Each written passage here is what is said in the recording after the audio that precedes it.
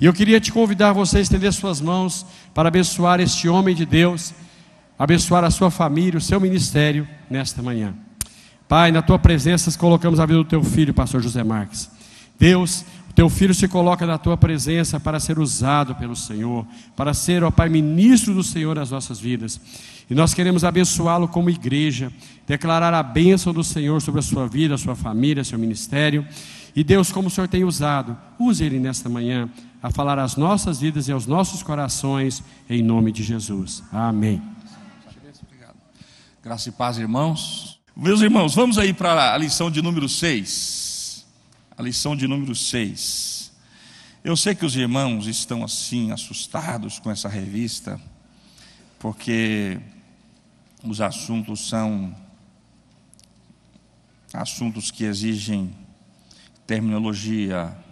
terminologias muito técnicas, para que a gente possa entender toda essa mensagem do Antigo Testamento, haja vista que o Antigo Testamento é a sombra do Novo, e é toda a estrutura do Novo, todo o alicerce, e a Bíblia toda ela é cristocêntrica e aponta para Jesus, joga luzes em Jesus.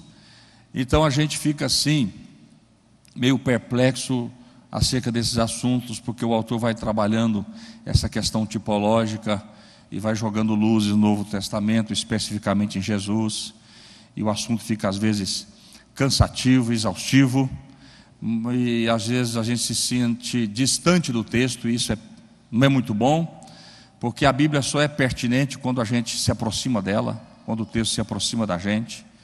E quando a gente prega, todo aquele que expõe a palavra de Deus precisa ter a preocupação de aplicá-la ao nosso cotidiano, ao cotidiano das pessoas. Porque se a gente não aplicá-la, a gente fica muito longe dos textos e a gente fica sem se achar significado na mensagem. Então a gente vai procurar aí aplicar esses textos ao nosso cotidiano, ao nosso contexto, à nossa esfera, para que ele realmente fique relevante. É muito difícil, meus irmãos, a gente compreender a cultura hebraica. Muito difícil. Nós moramos num lado do mundo chamado Ocidente. Século 21. Brasil, país do samba, do carnaval, do futebol. Você já imaginou você assimilar uma cultura hebraica? É muito complicado. Eu até perguntei para o professor Luiz Saião, que é hebraísta, formado pela USP, um dos maiores hebraístas do Brasil, a última vez que ele esteve aqui, o que você acha desses irmãos abençoados que estão usando shofar na igreja? Ele, não, nada contra, eu só acho que eles são como aquele garotinho que ganhou o primeiro skate, fica encantado, sai brincando com o skate, depois esquece, a fase da infantilidade passa, porque ele disse, assimilar uma cultura judaica é algo muito mais complexo, muito complicado. E a gente, meus irmãos, não tem que reproduzir uma cultura. A gente foi chamado para transformar a cultura. Então, melhor do que estar com um chofar na mão é estar com um pandeiro ou com a bola de futebol, né? Aí a gente prega o evangelho mais fácil no contexto que a gente vive, na esfera que a gente atua. Amém, irmãos? Então, o tema dessa manhã é sobre consagração, serviço e ação de graças. E nós vamos aí dar ênfase no sacrifício mais representativo que havia em Israel, o holocausto. E a gente vai compreender quais são as suas implicações para a nossa vida. O autor vai dizer aí que nas lições anteriores foram abordados as 7 provisões de Deus para a purificação do pecador, a grande expiação, o sacrifício pelo pecado, o sacrifício pela transgressão da lei, o sacrifício pela purificação do contato com o cadáver, várias purificações. Mas agora nós vamos falar sobre um sacrifício que a Bíblia denomina de holocausto. Para completar a tipologia dos sacrifícios e ofertas, vamos tratar nesta lição dos 3 sacrifícios voluntários, a saber, o holocausto, que indica consagração a Deus, oferta de manjares, que fala do serviço prestado a Deus, e a oferta da paz. Então nós temos diante de nós, nesta manhã, 3 sacrifícios voluntários. Os outros 3 antes desses eram sacrifícios com a perspectiva de ordem imperativa, eram obrigados. Esses aqui eram voluntários, e a pessoa o fazia para estabelecer um relacionamento, uma comunhão perfeita com o Senhor. Não podemos oferecer nada a Deus se estamos em pecado. Primeiro temos de buscar arrependimento. Essa é sempre a ideia bíblica. E o holocausto também traz no seu bojo essa ideia. Depois dos sacrifícios de purificação, a gente oferece o sacrifício voluntário. Após a purificação do pecado, a gente oferece a Deus aquilo que a gente tem. É a mesma ideia do dízimo e da oferta. Deus só recebe dízimo e oferta depois que a gente entrega a nossa vida. Aí Deus recebe com certeza de forma melhor, porque primeiro Deus recebe nós, depois Deus recebe o que a gente tem para oferecer. Essa sempre foi a ideia bíblica. A Bíblia diz que Deus olhou para Abel e a sua oferta. Deus olhou para Caim e depois olhou para a sua oferta. Antes de receber as ofertas, Deus olhou para esses dois homens. Amós também vai dizer a mesma coisa. Amós vai dizer, não tragam para mim essas ofertas, nem os vossos dízimos. Eu não recebo isso, porque vocês não estão trazendo primeiro a vida de vocês. E o povo ali estava se arrogando, achando que estava fazendo muita coisa, porque eles entrou em 3 lugares que eram chamados de santuários, considerados santuários para aquele povo. Eles iam em Betel, eles iam em Gilgal, eles iam em Berseba, e todos aqueles lugares tinham uma representação espiritual muito grande para o povo. Mas Deus, usando Amós, disse: não precisa nem de ir em Betel, nem de ir em Gilgal, e nem de ir em Berseba, porque vocês não estão na minha presença, então não vale nada essa romaria de vocês. É a mesma coisa de eu dizer para a pessoa: olha, você tem vindo à igreja sempre, mas você não quer mudar de vida. Você acha que está abençoado porque você vem à igreja? Ninguém, meus irmãos, é mais ou menos abençoado porque vem à igreja mais do que os outros. A gente é abençoado quando a gente entende que a gente é uma igreja ambulante, e que a gente está 24 horas, ou precisa estar 24 horas na presença desse Deus Todo-Poderoso. Amém? O problema é que a gente vai entrando nesse universo religioso, a gente vai sendo contaminado por ele, e a gente vai pensando que só de estar na igreja a gente está abençoado. Não, essa não é a ideia bíblica. Isso aqui é apenas um lugar que Deus consagrou, separou para nós celebrarmos a Ele. Mas, meus irmãos, a nossa comunhão tem que ser intermitente com o nosso Deus. Então, o primeiro tópico da nossa lição é o holocausto, o sacrifício de consagração. A palavra holocausto vem da palavra grega olá, aquilo que sobe, e era essa a ideia do sacrifício. Na hora da oferta, a fumaça subia, e o holocausto, meus irmãos, não era aquela oferta em que o sacerdote ficava com uma parte dela e comia junto com a sua família. Não, ele não podia fazer isso. A oferta do holocausto era algo que deveria ser totalmente consumido, totalmente queimado. O holocausto tinha que ser totalmente queimado na presença do Senhor, e a gente pode ver isso nos textos de Levítico, no capítulo 1, a partir do versículo 1, a gente pode ver isso. O texto é longo, não vai dar para ler com os irmãos, mas a ideia de Levítico é essa, meus irmãos. A ideia do livro de Levítico é essa: Deus estabelece uma aliança com o povo dele. Agora Deus diz assim: olha, a aliança está feita, mas eu tenho exigências. Para andar comigo, para estar perto de mim, para estabelecer um relacionamento comigo, para se aproximar, precisa de vocês entenderem algumas coisas. Vocês precisam se purificar, vocês precisam estar isentos do pecado, vocês precisam estar limpos, e eu vou dar para vocês aqui um meio para vocês se aproximarem de mim. Então a ideia é o seguinte: a gente quer aproximar de Deus, mas para tanto a gente precisa jogar um tapete vermelho, porque Deus está vindo aí, e Ele vai chegar perto da gente, vai nos visitar. O que a gente vai fazer? E aí Deus dá a lei, essas leis ritualísticas aqui. Essas leis ritualísticas aqui não é lei, aquela forma de lei que a gente pensa que é ruim. Na verdade é meio de graça. É meio de graça. Tem até um autor aí chamado Mauro Maister, um grande teólogo, que escreveu um livro chamado Lei e Graça. Aí ele mudou o título do livro, colocou Lei é Graça. É graça, porque Deus, através da sua graça, está dando meios para que os homens se aproximem dele, porque ele é santo, 3 vezes santo, Kadosh, Kadosh, Kadosh. Foi isso que os anjos disseram lá em Isaías 6. Então Deus é muito santo. Aí Deus, pela sua infinita graça, deu meios para que os homens se aproximassem dele. É assim. Vocês devem fazer dessa forma. Vocês fazendo assim, vocês me terão junto com vocês. E aí tem toda essa ideia ritualística, judaica, que a gente percebe nesses textos. Meus irmãos, nós já percebemos que o holocausto, ele era uma prática muito antiga, bem antes da lei. Abraão foi o homem que mais ofereceu o holocausto para Deus, mais ofereceu sacrifício. Aliás, Abraão é o homem dos altares. Ninguém na Bíblia construiu mais altar do que Abraão. O primeiro homem a construir um altar não foi Abraão, foi Noé. Quando ele saiu da arca, a Bíblia diz que ele erigiu um altar a Deus. Foi o primeiro altar. Porque não dá para começar a vida, ou recomeçar a vida, sem adorar a Deus. Noé nos ensina isso. Ele tinha que recomeçar, retomar. Como é que a gente retoma? Vamos retomar adorando a Deus. Não dá para retomar a caminhada sem adorar a Deus. E ele constrói um altar e oferece um holocausto. Depois Abraão é considerado o homem dos altares. Abraão, meus irmãos, todas as vezes que ele chega no lugar, arma a tenda e coloca a sua família ali, ele sai para fora e levanta um altar para Deus. Porque para Abraão, levantar um altar a Deus era a mesma coisa do que instalar um telefone. Ele plugava lá e dizia: Deus, o telefone está instalado, daqui a pouco eu vou ligar para o céu. Ele ligava e Deus mandava fogo e dava resposta para aquele patriarca.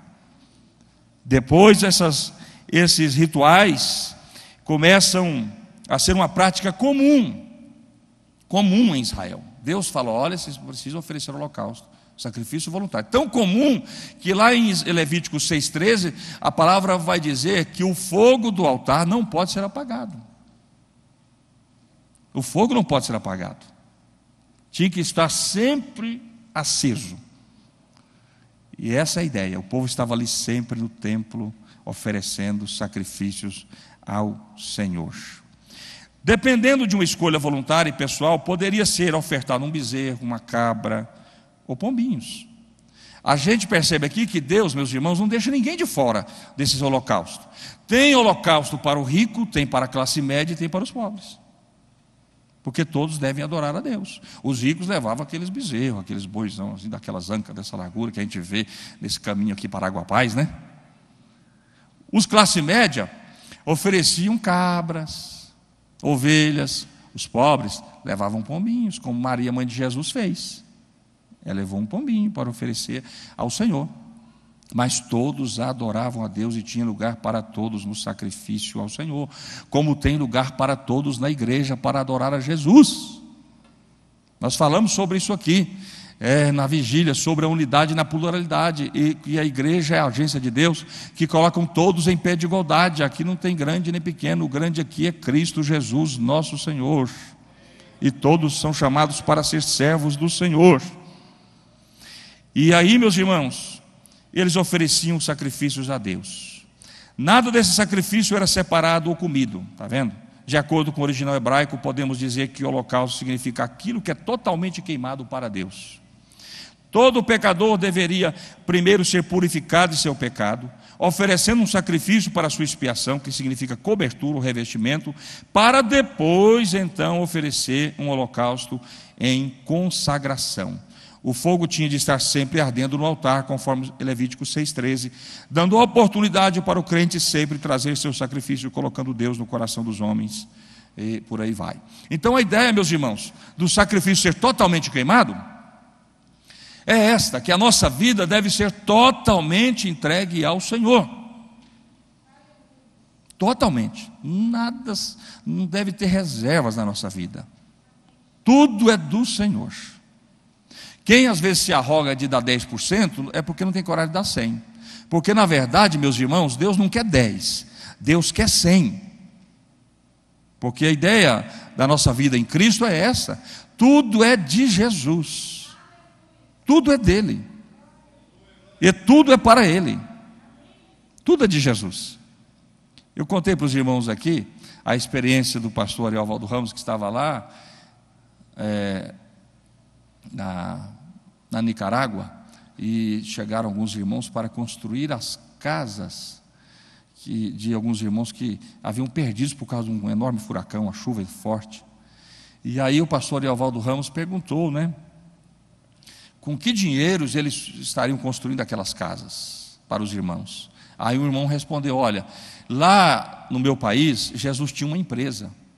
E aí Jesus falou para mim: vende a minha empresa e construa a casa para os meus filhos.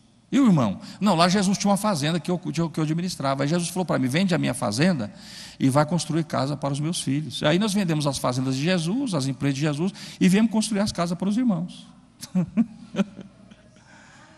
Aí os irmãos, quando voltarem, o que vocês vão fazer? Aí eles deram uma gargalhada e disseram: você não acredita que Jesus é o Senhor mesmo, hein? Que dificuldade você acreditar que Jesus é o Senhor. Então essa é a ideia cristã, meus irmãos. Tudo que você tem, tudo que a gente tem é de Jesus. E se Jesus um dia pedir, a gente precisa entregar, porque tudo é dele. Amém? Eu costumo dizer que Deus, Ele não precisa de dinheiro. Até porque se Ele precisasse, Ele não pediria, Ele tomaria. Porque é dele. Esse dinheiro que você tem no banco, a empresa, os seus negócios, tudo é de Jesus. E se Jesus quer tomar, Ele toma. E se dá mais, Ele dá. A Bíblia não diz que do Senhor é a terra, a sua plenitude, o mundo e todos aqueles que neles habitam? Então tudo é de Jesus. E Jesus, meus irmãos, Ele quer isso da gente, que a gente coloque tudo no altar dele. Colocar tudo no altar do Senhor não é você, de forma atabalhoada, chegar aqui e dizer: pastor, toma tudo aqui, amanhã. Não, não é isso.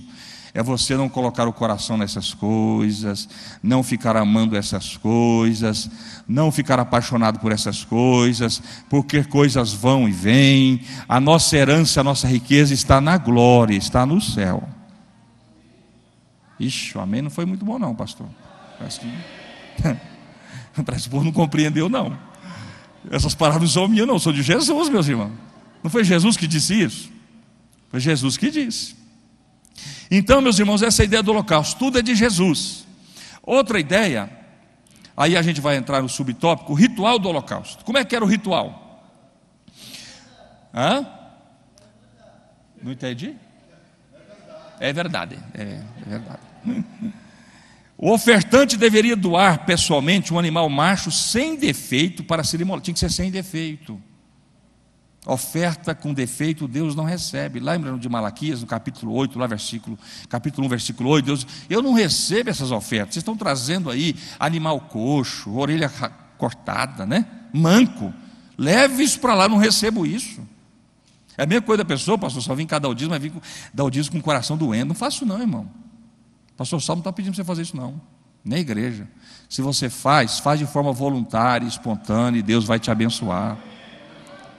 Pastor Salmo, pela misericórdia, não precisa. Pastora Cássia não precisa. E nem a igreja também precisa de ofertas e dízimo dessa forma. Quando você fizer para a igreja ou para uma pessoa, faça com o coração aberto. Quando Deus mandar, faça. Amém? Não faz como Ananias e Safira não, viu? Que pegaram lá e venderam a propriedade por 100, disseram que foram por 50, e o Espírito Santo estava na vida de Pedro, não estava na vida do tesoureiro. O tesoureiro ficou todo alegre: Pedro, pastor Pedro, o camarada chegou e deu uma oferta muito grande. Pedro falou: essa oferta aí não está boa não. Meus irmãos, se Deus agisse do mesmo jeito nos dias atuais, a gente tinha que construir um cemitério no fundo da igreja, sabia? Nem tinha igreja, a gente teria que construir um cemitério no fundo da igreja, porque, meu Deus, tem muita gente que está com o coração doendo. Deus não recebe oferta assim.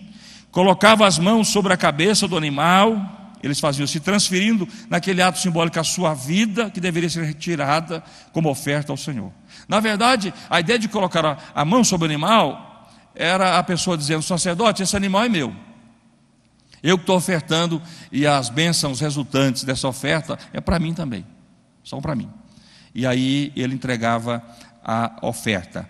Como o objetivo desse sacrifício não era o perdão de pecados, não havia confissão. E essa era uma oferta voluntária, não era para perdão de pecados, para remissão de sujeira, nada disso. Era uma oferta voluntária, em que o ofertante matava o animal, esfolava ele, cortava em pedaços, levava todas as vísceras, eles colocavam sobre aquele altar, nem o sangue era aspergido, porque não era essa a ideia de purificação, eles derramavam o sangue por ali mesmo, em volta do altar, e oferecia aquele sacrifício ao Senhor, diferentemente do sacrifício da expiação, que fazia aspersão nas pontas do altar de incenso. Aqueles que me entendem, digam amém.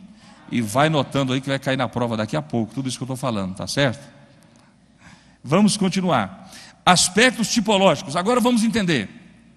Muito bem, o sacrifício era voluntário, era espontâneo, mas quais são os aspectos tipológicos desse sacrifício?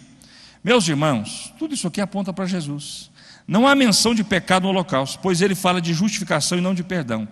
Na mesma ordem, o assunto é disposto no discurso de Paulo em Atos 13.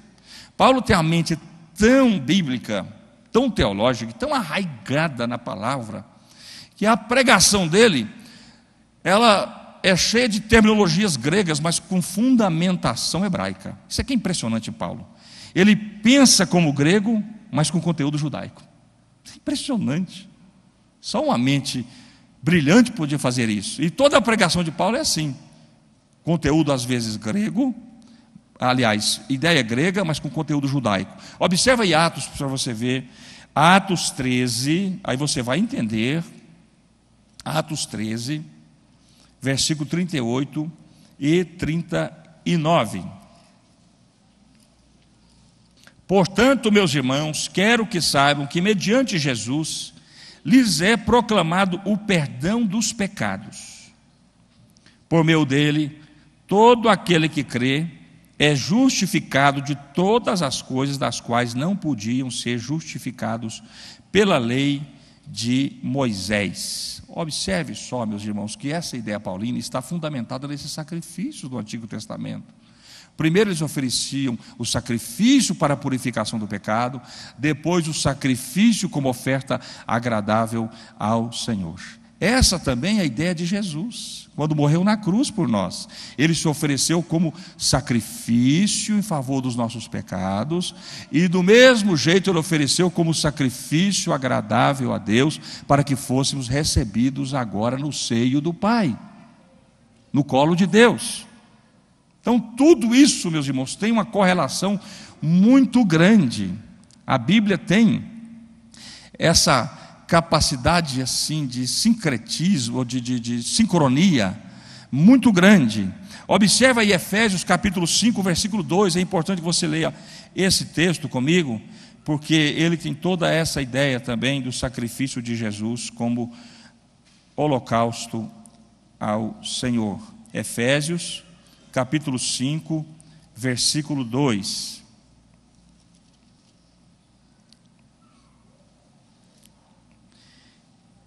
E vivam em amor, como também Cristo nos amou, e se entregou por nós como oferta e sacrifício de aroma agradável a Deus. Amém?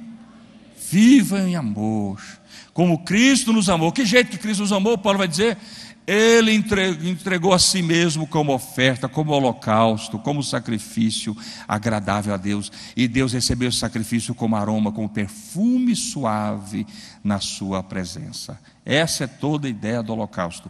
O perfume que exala do sacrifício que a gente oferece ao Senhor. Cristo foi a vítima. Impressionante, ao mesmo tempo, ele também é o sacerdote, oferecendo o seu próprio sangue uma única vez por toda a eternidade. E outro detalhe, ele entrega-se como sacrifício de forma voluntária. Assim como o animal era doado de forma voluntária, Jesus também, meus irmãos, se entregou ao Pai naquele sacrifício, naquele holocausto, de forma voluntária. Ninguém pegou Jesus e levou ele para a cruz empurrado. Não, Jesus mesmo disse: eu dou a minha vida e a dou de forma voluntária. Por isso Jesus não morreu como mártir. Jesus não é um mártir. Jesus é o Cordeiro de Deus que tira o pecado do mundo. Desde o início ele sabia que ia para a cruz. Os discípulos não gostaram da ideia. Pedro chegou até a dizer: Jesus, tenha dó de ti mesmo. Tenha dó de ti mesmo. Ah, Pedro, Jesus poderia até ter respondido: se eu tiver dó de mim mesmo, não terei dó de você. Onde você vai parar se eu não morrer por você e por todos? Então, meus irmãos, ele foi de forma voluntária à cruz. E a Bíblia diz que como cordeiro mudo, ele foi sacrificado. Não é verdade? Como cordeiro, como ovelha. Você já viu tanto que a ovelha é dócil, irmãos? Cabrito é difícil, né? Escoceia, fica bravo. O cordeiro não, a ovelha, ela fica quietinha, ela tem direito à lã, mas mesmo assim, ela não cobra os seus direitos. O tosqueador vai lá, tira a lã e ela fica quietinha, solta essa alegrinha do pasto. A Bíblia diz que Jesus é o Cordeiro de Deus. Cordeiro de Deus, que de forma voluntária foi para o Calvário para morrer por nós, para que nessa noite a gente esteja aqui lembrando o seu sacrifício lá no Calvário. Porque, meus irmãos, a nossa vida sem Jesus, você já imaginou? Nós estaríamos totalmente sem esperança. Imagine todos esses sacrifícios do Antigo Testamento para aproximar de Deus, para estabelecer um relacionamento com Deus. Tudo isso aqui, meus irmãos, esses sacrifícios, esses rituais, foram substituídos na cruz por Jesus. Tudo. Você sabia que tem igreja aí no Brasil que estão sacrificando cordeiro em cima do altar? Loucura de evangélico. Tem igrejas no Brasil que não têm coragem de sacrificar cordeiro em cima do altar. Igrejas que estão judaizadas. Isso é um erro teológico tremendo.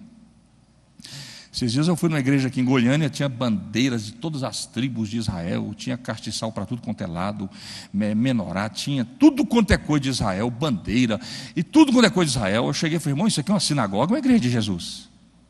Eu perguntei para o pastor, ele ficou irritado, eu acho que eu perdi até um cliente. Ele tinha acabado de comprar R$4.000 na minha loja, não voltou mais não. Mas eu tive que falar para ele: isso aqui é uma igreja de Jesus ou uma sinagoga? Não, a gente quer aqui, como é que ele disse? A gente quer restituir todas as coisas de Israel, até as festas de Israel. Eu falei: está certo, tira Jesus da pregação de você, tira Jesus e bota Moisés também. Traga Moisés, tira o Gólgota, traga o Sinai. Tira tira Mateus capítulo 5 ao 8 e traga Êxodo 20. Traga, você vai ver o que é bom para todos. Você está achando que é fácil voltar lá ao judaísmo, ao Antigo Testamento? Então volta para lá. Eu não vou não. Para a liberdade Cristo me chamou, eu vou para a cruz. Aleluia. Eu se poder, aleluia. Levanta a sua mão e exalte Jesus nesta manhã, porque Jesus nos substituiu em tudo, meus irmãos. Por isso o camarada sem Jesus está no pau da goiabeira em dia de chuva, não tem esperança para ele. Não tem, meus irmãos. Não tem saída. Que coisa linda Deus fez por nós. A gente começa a meditar nessas coisas, a gente fica impressionado. Que coisa linda Deus fez em Jesus. Por isso que o universo está pintado de vermelho com o sangue de Jesus. Aleluia.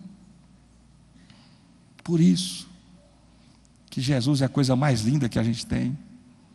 E tudo isso é substituído em Jesus. Que coisa maravilhosa. Você não precisa agora levar animal para templo, não precisa trazer pombinhos, não precisa trazer nada disso. Nada. A Bíblia diz lá em Hebreus que Jesus entrou uma vez só no Santo dos Santos e ofereceu o sacrifício dos sacrifícios. Aleluia. Sabe para quê? Para que eu e você tivesse esse livre acesso até Deus agora. Ele asfaltou o caminho para eu e você passar e a gente aproximar de Deus agora e deitar no colo do Pai e chamá-lo novamente de Pai. Aleluia.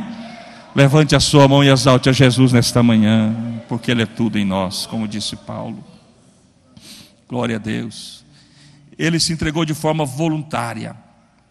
Agora, meus irmãos, vamos observar o que esse texto também tem a ver com nós. Aceitos por Deus. As cinzas do holocausto, desse sacrifício, eram colocadas na extremidade oriental do altar e evidenciavam que o sacrifício fora aceito, pois foi totalmente consumido. Nós também fomos aceitos por Deus em Cristo, por causa do sacrifício dele. Porque o sacrifício dele foi totalmente aceito. Totalmente aceito. Se o sacrifício de Jesus não tivesse sido aceito, não teria esperança para a gente. Não teria. Observe aí 1 Pedro, primeira carta de Pedro, capítulo 2, versículo 5. Acompanhe comigo essa leitura que é importante. Primeira carta de Pedro, capítulo 2, versículo 5. Vocês também estão sendo utilizados como pedras vivas na edificação de uma casa espiritual, para serem sacerdócio santo, oferecendo sacrifícios espirituais aceitáveis a Deus por meio de Jesus Cristo. Sabe o que Pedro está dizendo? Vocês que agora são de Cristo, vocês foram chamados agora para oferecerem sacrifícios agradáveis a Deus. A mesma ideia do Antigo Testamento, que o sacrifício agradável ao Senhor era o holocausto. Agora os sacrifícios nossos são diferentes. Os sacrifícios que a gente oferece a Deus são diferentes. Primeiro o sacrifício, corpos dedicados. Romanos capítulo 12, vamos ler? Romanos capítulo 12, versículo 1. Olha o sacrifício aí que a gente oferece agora, nessa nova perspectiva, a perspectiva cristã. Nessa nova aliança. Romanos 12, versículo 1.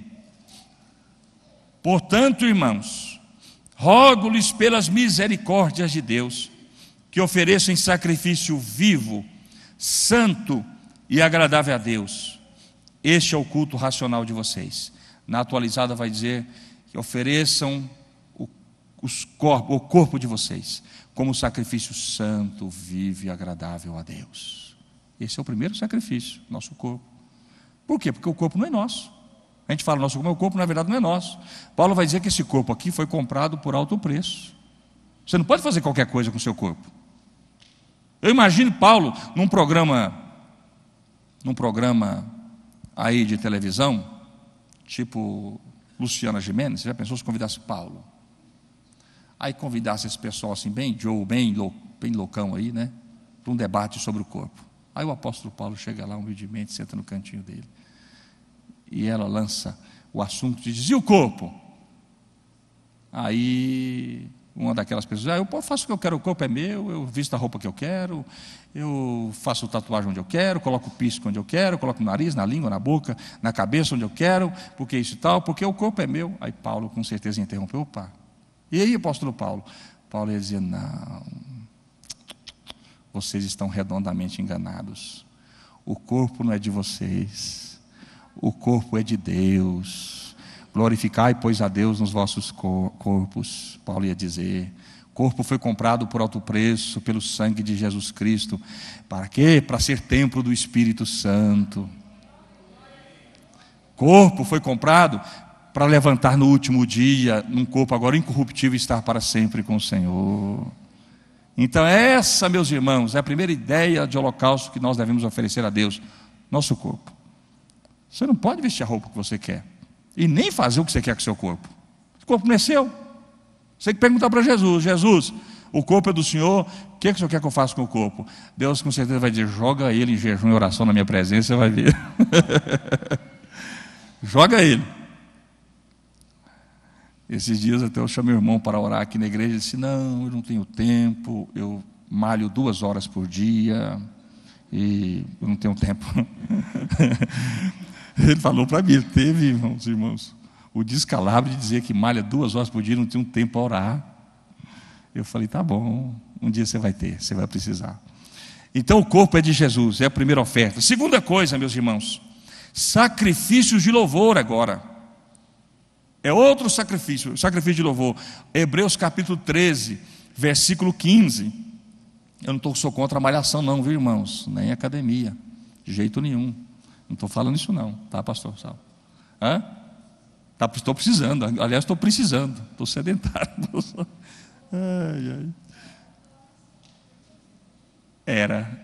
Eu fazia, mas eu fazia? A pessoa, é verdade. Vamos lá. Hebreus 13, 15. Hebreus 13, 15. Olha o sacrifício, outro sacrifício. Por meio de Jesus, portanto, ofereçamos continuamente a Deus um sacrifício de louvor, que é fruto de lábios que confessam o seu nome. Que coisa impressionante. Você pode até dizer, pastor, mas confessar o nome de Jesus não é nem sacrifício. Mas a ideia aqui do escritor é esta: só de a gente estar dizendo eu sou de Jesus, Jesus é o meu Salvador, é aceito por Deus como sacrifício de louvor. Amém, irmãos? Aqui talvez não seja muito importante, mas imagine você chegar agora no Nepal e dizer eu sou de Jesus. Eu não sei se você vai ter muitos minutos para frente depois dessa confissão de vida. Lá na Arábia, na África subsaariana e algumas partes do mundo. Mas dizer que é de Jesus é um sacrifício de louvor. Outro sacrifício que a gente pode oferecer a Deus agora é a prática do bem. Versículo 16 aí desse mesmo texto, versículo 16: não se esqueçam de fazer o bem e de repartir com os outros o que vocês têm, pois de tais sacrifícios Deus se agrada. Olha aí, Deus está dizendo que não é só a sua mesa farta, o seu bolso cheio, mas ajude aqueles que estão próximos de você e que necessitam de um auxílio, porque Deus recebe isso como sacrifício. Você sabia que existe até um sacrifício do dinheiro? Capítulo 4 de Filipenses, versículo 18. Observe aí, Filipenses capítulo 4, versículo 18. Aleluias. Deus substituiu todos os sacrifícios do Antigo Testamento que eram custosos para esses sacrifícios fáceis que nós podemos oferecer ao Senhor. Filipenses 4, 18. 4, 18. Recebi tudo o que tenho e mais que suficiente, Paulo está dizendo. Estou amplamente suprido agora que recebi de Epafrodito os donativos que vocês enviaram. São uma oferta de aroma suave, um sacrifício aceitável e agradável a Deus. Aleluia. Até o dinheiro que você deposita na igreja, que você oferta na casa de Deus, que você ajuda missões, que você ajuda aqueles que estão pregando a palavra de Deus, são recebidos como sacrifício suave na presença do Senhor. Pode ler o 19, pastora. Meu Deus, segundo as suas riquezas, suprirá todas as vossas necessidades em glória por Cristo. Olha aí, meus irmãos. Depois que eles ofertaram, a palavra é: o meu Deus suprirá todas as necessidades de vocês de acordo com as suas gloriosas riquezas de Cristo. Sabe o que Paulo está dizendo? Deus não contrai dívida com ninguém. Tudo que você faz para Deus, Deus te retribui, e de forma abundante. Amém, irmãos? Você pode, meu irmão, entrar de cabeça em Deus. Viu? Tudo que você fizer para Jesus, você pode ter certeza. Não faça com perspectiva de negociação, não. Faça por amor. Deus não contrai dívida com ninguém. Ele paga a conta e deixa o troco.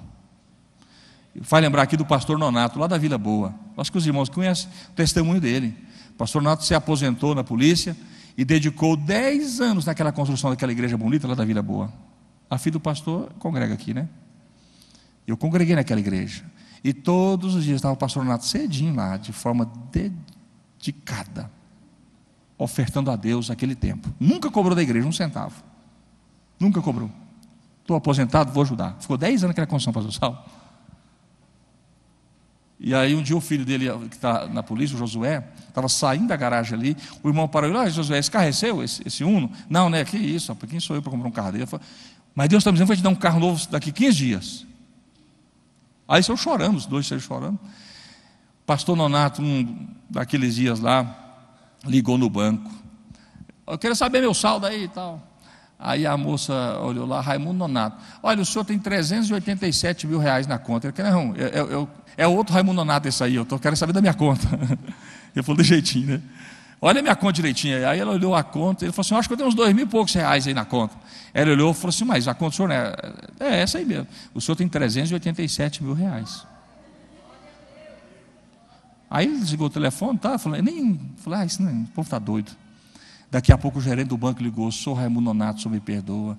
O senhor foi premiado a semana passada, nós esquecemos de te avisar.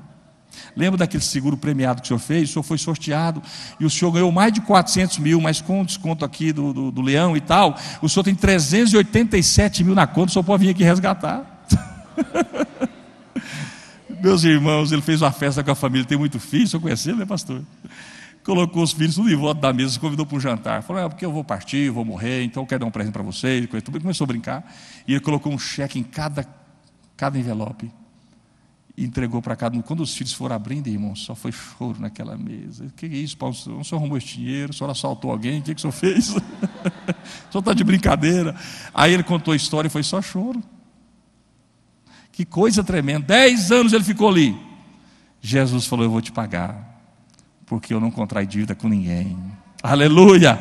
Levanta a sua mão e adora esse Deus maravilhoso que cuida de nós. Aleluia. Pode bater palmas para Jesus, porque Ele merece toda a nossa adoração. Aleluia. Cheiro suave. A ideia do holocausto era como cheiro suave, aroma suave na presença do Senhor. Meus irmãos, você sabia que nossa retidão e santidade é semelhante ao holocausto? Deus recebe nossa santidade, nossa vida dedicada a Ele, como cheiro suave na sua presença. Paulo vai dizer isso, abre aí 2 Coríntios, segunda carta de Paulo aos Coríntios, capítulo 2, versículos 14 e 15 até o 16. 2 Coríntios, capítulo 2.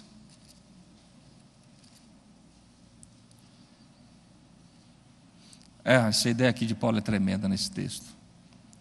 Ele vai dizer assim, mas graças a Deus, que sempre nos conduz vitoriosamente em Cristo.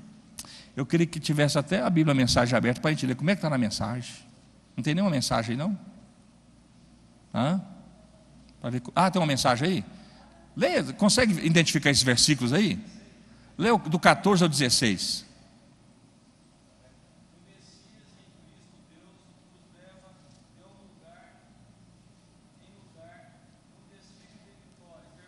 Aleluia. No desfile da vitória. É o 14? Peraí. Agora segura aí. Sabe o que é a ideia de Paulo aí? Paulo usa duas analogias aí. A primeira analogia era que era algo que se praticava muito nas guerras. Quando o vencedor saía vitorioso da guerra, ele levava consigo o séquito de pessoas que foram vencidas naquela guerra, os prisioneiros, um séquito de prisioneiros. E aí ele fazia a entrada triunfal na cidade. E nessa entrada triunfal, jogava sobre eles flores e perfumes e incenso. É lindo isso aí. Sabe o que Paulo está dizendo? Eu sou um conquistado por Cristo, um prisioneiro, e eu estou no desfile triunfal de Jesus, recebendo o perfume da sua palavra, do seu conhecimento, que espalha através da pregação por todos os lados. Aleluia. Dá para você dar uma glória a Deus aí, irmão? Isso é tremendo isso aí. Ele está dizendo, eu estou no meio daqueles que desfilam triunfalmente com Jesus e estão aprisionados por Ele, caminhando triunfalmente, recebendo o perfume que espalha através da sua palavra. Quem consegue segurar perfume, meus irmãos? É igual a palavra de Deus pregada. Ninguém consegue conter um perfume num recipiente. Consegue? Bater o perfume, sai na rua, todo mundo percebe. O pastor Salmo, quando passa aqui, né? Meu Deus do céu, que perfume é esse, meu Deus? O que arrumou agora? mais um perfume. Meus irmãos, é assim a palavra de Deus. Quando a gente prega, ninguém consegue detê-la, ninguém consegue prendê-la, ninguém consegue segurá-la. A palavra de Deus vai invadindo como perfume e vai entrando nos lugares mais fechados desse mundo. Onde estão os portões de ferro das nações? Onde estão os muros de bambu e de ferro que muitas nações fizeram, como a Rússia, Cuba, Peru e outros tantos? Não conseguiram deter o poder da palavra de Deus. Eu estava lendo essa semana que o país da Europa que mais crê em Deus, sabe qual é? É a Rússia. É o país mais crente do mundo, é a Rússia. Um país que foi, as pessoas foram atacadas para deixar o Evangelho, para abandonar Jesus. Stalin se gabava de ter matado 10 milhões de cristãos ucranianos, só porque eles diziam que eram cristãos, e tentou erradicar a fé e o cristianismo daquele lugar. Não conseguiu. O cristianismo está lá, mais poderoso do que nunca, com milhares, dezenas, milhões de pessoas acreditando em Jesus. Amém, meus irmãos?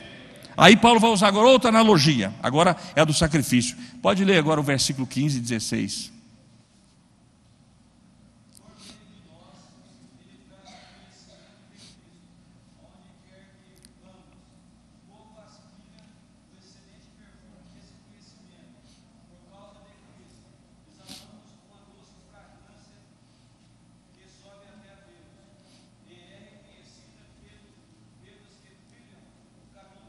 Amém. Até aí, Zé Marques. Que bênção aí ele está dizendo, está vendo? Aí no versículo 15 vai dizer: porque para Deus somos o aroma de Cristo entre os que estão sendo salvos e os que estão perecendo. O versículo 16 vai dizer: para estes somos cheiro de morte, para aqueles fragrância de vida. Paulo está dizendo, meus irmãos, que o aroma da pregação, ele tem uma perspectiva bem ambígua. A pregação pode ser mortífera para uns, mas ela pode ser vivificante para outros. Amém? A pregação pode trazer sentença de morte para muitas pessoas que não querem crer em Jesus, mas ela também traz vida para muitos que querem se entregar ao Senhor. E ele está dizendo que tudo isso é como cheiro suave na presença do Senhor, é a fragrância de Cristo. Duas analogias: o desfile triunfal de Cristo e outro, o culto dos sacrifícios, que é a nossa vida totalmente dedicada ao Senhor. Vamos para o nosso segundo tópico. Dá tempo? Não dá, né, pastor? Já foi o nosso tempo. Fica para a próxima, né?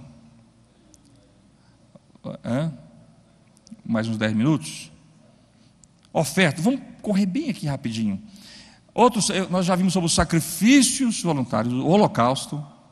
Agora vamos ver a oferta de manjares e os serviços. Como é que era isso? As ofertas de manjares ou de cereais eram levadas ao sacerdote, que queimava uma parte, outra parte ficava com o sacerdote, porque o sacerdote precisava comer também. Eu acho que ele vivia só de fé, ou da fé. O sacerdote precisa comer, né, irmãos? Precisa fazer a feirinha no supermercado, como é que faz? E aí essa oferta era para isso. Os componentes da oferta eram 4. A gente vai ver aí que havia nessa oferta flor de farinha, fina farinha, que era coada, peneirada, bolos cozidos, tudo isso ficava com o sacerdote. Se fizesse lá o bolo ali como é que chama ali do Miguel, ainda, melhor ainda, né? Como é que chama lá? J. Pereira, melhor ainda, que ali tem uns bolos maravilhosos, né? Cereais cozidos na frigideira e cereais de primícia, tudo isso, grãos de cereais novos, esmagados, tostados ao fogo, que não seriam queimados. Esses não seriam queimados. Então, qual que é o simbolismo dessas ofertas de manjares? Vamos ver o simbolismo, para a gente ir terminando? Primeiro, aptidão para o serviço. O ofertante não podia oficiar os serviços, porque isso era coisa do sacerdote, mas ele podia participar de todo o trabalho ofertando a Deus. A ideia é a mesma hoje. Todos nós não podemos ser pastor aqui da igreja, porque tem um pastor. E nem todos serão evangelistas e presbíteros, mas todos, com certeza, terão o seu lugar de serviço prestado na casa de Deus, ou para prestarem na casa do Senhor. Amém, meus irmãos? Trabalhando. Você não pode fazer missão? A igreja mandou o Rondon e a Natália. E como que você pode ir com eles? Ofertando, trazendo aqui os bolos, as farinhas peneiradas, coisa boa para Jesus, para que a gente manda lá para o Moçambique e sustenta o missionário. Então todo mundo trabalhando. Outra ideia também nesse sacrifício é o sustento do ministério. No Novo Testamento somos ensinados a sustentar o ministério, pois quem trabalha na obra de Deus deve viver dela também. É muito digno o salário de todo pastor, e o pastor é digno também do seu salário. Então, quando os crentes são infiéis e não sustentam seus ministros, perdem muito, porque ao encararem o serviço secular, aqueles que têm responsabilidade com o rebanho de Deus perdem muito de sua eficiência, pois ficam divididos. Paulo diz: olha, vocês trazem para a gente o sustento e a gente cuida de pregar a palavra. Essa é a ideia de Paulo. Embora ele nunca parou de trabalhar, ele tinha uma empresa de tendas, né? De tendas, juntamente com Áquila e Priscila, e ele vendia essas tendas por onde passava. Meus irmãos, então essa é outra ideia dessa oferta: sustento para o ministério. A Bíblia diz: traga todos os dias na casa do Senhor para que haja o quê? Haja o quê? Mantimento. A casa de Deus tem que ter mantimento. E aí é das nossas ofertas, dos nossos dízimos que nós mantemos a casa de Deus. Terceira coisa aí, pureza. Esse sacrifício fala de pureza. A flor de farinha pura, sem fermento, aponta para um coração puro. O crente deve ser sincero e puro, pois Deus não se agrada de coisas impuras. Então essa é a ideia, pureza. Por que a gente deve ser puro, meus irmãos? Isso aqui é interessante. Porque a pureza, o que a pureza é para a alma, o asseio é para o corpo. Você não toma banho todo dia? Pelo menos é o que a gente imagina, né? Não escova os dentes todos os dias. Tem gente que não gosta, mas tem. Esse dia eu estava no hotel lá em São Paulo, meus irmãos, desceu 2 rapazinhos, até bonitinhos rapazinhos, dois francesinhos. A hora que ele desceu no elevador, ninguém conseguiu mais entrar no elevador. Eu nunca vi um negócio daquilo. Chegou na mesa do café, não ficou ninguém, pastor Salmo. Parecia 2 bichos. Aí eu perguntei para o rapaz do hotel: como é que esses camaradas estão hospedados? Ele falou: rapaz, a hora que eles chegaram aqui, dentro da mala tinha gente morta. Novinhos, tem gente que não gosta. Então a pureza para a alma é como o asseio para o corpo. E outra coisa, a pureza dá um brilho natural e alegria espontânea. Por quê? Porque a gente não precisa fingir nada, a gente é transparente por causa da pureza em nossos corações. Amém, meus irmãos? Thomas à Kempis, um grande homem de Deus que viveu no 15º século da era cristã, antes que tivesse feito a reforma protestante, esse homem viveu. E ele era muito piedoso, escreveu um livro que você pode comprar nas melhores livrarias da cidade, inclusive a Primícias, né? Chama Imitação de Cristo. Esse livro foi escrito no 15º século por esse homem piedoso, chamado Thomas à Kempis. E ele disse o seguinte: a simplicidade e a pureza são as 2 asas com que se eleva o homem acima da terra. Oh, que coisa maravilhosa! A simplicidade e a pureza são as 2 asas que nos elevam acima da terra. Não podia ter fermento e mel nessa oferta. Por quê? Fermento e mel estraga a massa, né? Leveda a massa. O que a Bíblia trata de fermento? No imaginário judaico, toda imoralidade é como fermento. E a gente vai ler esse texto e vai terminar. Observa aí o que Paulo vai dizer em 1 Coríntios, primeira carta de Paulo aos Coríntios, capítulo 5, versículos 6 a 8. Paulo está tendo um problema muito sério aqui, meus irmãos, nesse capítulo, com essa igreja. Sabe por quê? Porque um camarada achou aí certo, correto, tomar a mulher do seu próprio pai, a madrasta, dentro da igreja. Você está achando que está acontecendo pecado cabeludo na igreja hoje? Antigamente também uns cabeludos. E o camarada dentro da igreja tomando ceia, e achando que estava tudo bem. E sabe o que estava acontecendo com a igreja? A igreja ali em Corinto estava achando bom, gostando da ideia. Não, mas que amor, como é que é lindo esse amor, né? O camarada tomou a mulher do pai, a madrasta, que coisa linda, maravilhosa, olha aí. E aí Paulo, meus irmãos, vai trazer uma reprimenda muito forte. Observe aí, 1 Coríntios, capítulo 5 ao 6. Entreguem esse homem a Satanás. E aí ele vai dizer: para que o corpo seja destruído e seu espírito seja salvo no dia do Senhor.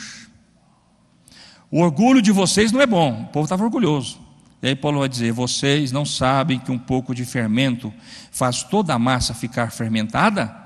Livrem-se do fermento velho, para que sejam massa nova, sem fermento, como realmente são. Pois Cristo, nosso Cordeiro Pascal, foi sacrificado. Por isso celebramos a festa não com o fermento velho, nem com o fermento da maldade e da perversidade, mas com os pães sem fermento e os pães da sinceridade e da verdade. Amém, meus irmãos? Então o que é fermento que Deus não recebe? É pecado. Aliás, Deus abomina o pecado. Deus abomina o pecado. E que Deus tenha misericórdia da nossa vida, meus irmãos, para que a gente possa caminhar uma vida realmente como um cheiro suave na presença do Senhor. Amém? Ainda nessa oferta, Deus manda colocar sal, porque o sal é conservante. E o sal também é um ingrediente extremamente relevante na comida para dar sabor. Ele preserva, ele purifica. Depois também temos o azeite, que o azeite é símbolo de quê? De alegria. Nós não podemos servir a Deus com tristeza, meus irmãos. Um homem chamado John Piper, um grande teólogo, alcunhou uma frase: hedonismo cristão. Não tem o hedonismo lá do mundo, que as pessoas praticam o pecado por prazer? Existe o hedonismo cristão, pessoas que servem a Deus por prazer. Por prazer. Ele não vem à igreja simplesmente porque ele quer ter um problema no celular resolvido. Ele não se torna crente simplesmente porque ele quer ter um futuro melhor para os seus filhos. Não. A perspectiva de vir à igreja é muito maior do que isso. Ele vem à igreja, ele serve a Deus, ele lê a Bíblia, ele ora, porque ele tem prazer em Deus. Aleluia. Ele não faz Deus apenas como meio, mas como fim em si mesmo. Tem muita gente fazendo Deus como meio de se enriquecer, meio de prosperar, meio de ter um futuro garantido para os filhos, meio de ter uma série de problemas resolvidos. A ideia cristã não é essa. A ideia cristã, meus irmãos, é a gente ter prazer em Deus, o hedonismo cristão, servir a Deus com alegria. E John Piper vai dizer nesse livro Teologia da Alegria, que tudo que a gente faz para Deus, se não for com alegria, Deus não recebe. Deus não recebe. A gente tem que fazer com alegria. Um cristão hedonista é alguém que vive para os prazeres de Deus. O cristão hedonista não procura fazer do prazer o seu Deus, mas fazer de Deus seu maior prazer e tesouro. Amém? Que Deus abençoe os irmãos grandemente. Não deu para terminar a revista, mas quem sabe em outra oportunidade a gente fala mais acerca desses assuntos tão relevantes. Se coloquem de pé e vamos orar ao Senhor.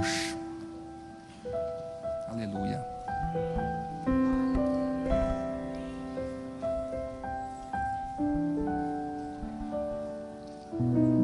Eu acho que nessa manhã você percebeu a grandeza do sacrifício de Jesus.